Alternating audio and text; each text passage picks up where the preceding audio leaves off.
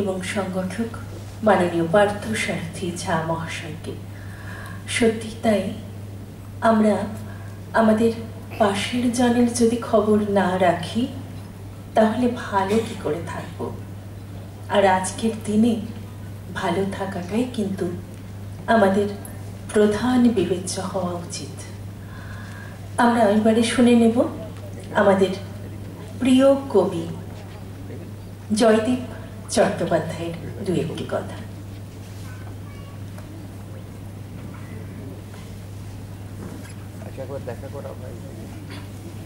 নমস্কার। প্রথমেই সৃজনের এই সারস্বত উদ্যোগকে সাধুবাদ জানাই, স্বাগত জানাই। আমার ভ্রাতৃপ্রতিম সোমনাথ এবং শর্মিষ্ঠার ঐকান্তিক উদ্যোগে আজ আপনাদের সামনে আসার সুযোগ। আসলে অন্ধকার যত ঘনীভূত হয় আমরা তত বিপন্ন হয়ে পড়ি।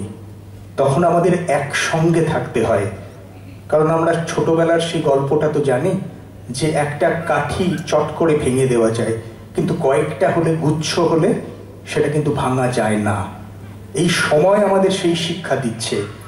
আমরা যখন একা আমরা তখন শক্তিহীন, কিন্তু আমরা যখন সহস্র, হাজারে হাজারে, লাখে লাখে, তখন পৃথিবীর কোনো শক্তি নেই আমাদের হারাতে পারে। আজ সেই ক্রান্তিকাল আসন্ন, যখন অন্যায় চারপাশে ঘিরে ধরেছে আমাদের মনে করতে হবে আমাদের বন্দে মাতরম মন্ত্র। বন্দে মাতরম মানে কি? মাকে বন্দনা করা।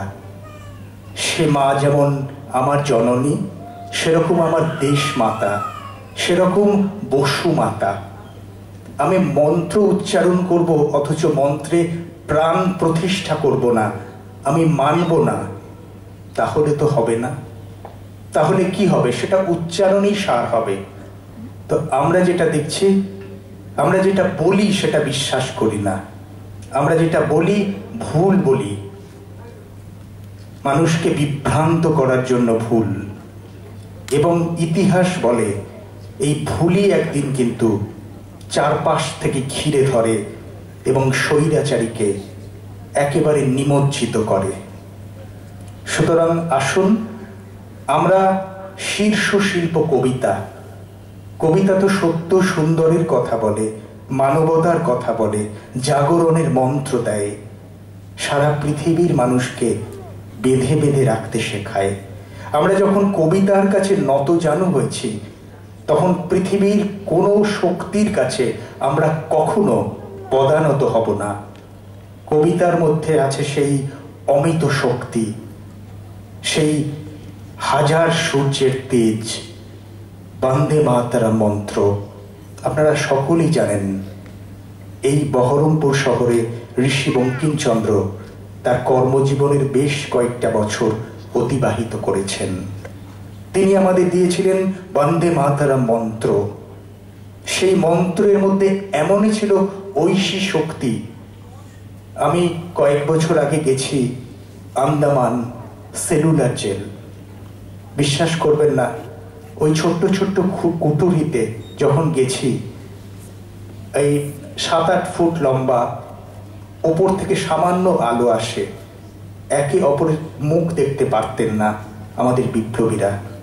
তাদের কলুর বলদের মতো ঘোরানো হতো, নির্দিষ্ট লক্ষ্যমাত্রা পূরণ না করলে বেত্রাঘাত করা হতো। এই অবর্ণনীয় অত্যাচার, আর প্রতিদিন তো অসংখ্য ফাঁসি হতো। কেন তারা আত্মাহুতি দিলেন? একটা স্বপ্নের জন্য, দেশকে ভালোবেসে, দেশকে শৃঙ্খল মোচনের জন্যে। তো তাদের সেই স্বপ্ন সাকার করা দায়িত্ব কাদের?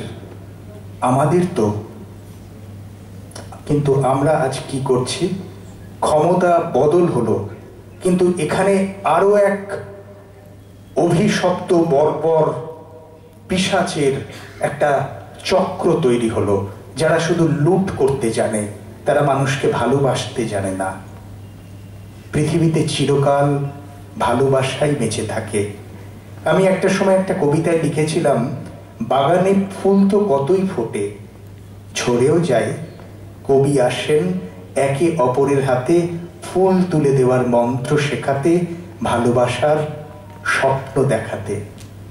তাই আসুন এই ক্রান্তি লগ্নে আমরা প্রতিজ্ঞাবদ্ধ হই, আমরা যেখানে যেভাবে আছি আমরা ঐক্যবদ্ধ থেকে সমস্ত অন্যায়ের বিরুদ্ধে গর্জে উঠব এবং আমরা কোনো মূল্যে আমাদের শির দাঁড়াটা বিক্রি করে দেব না।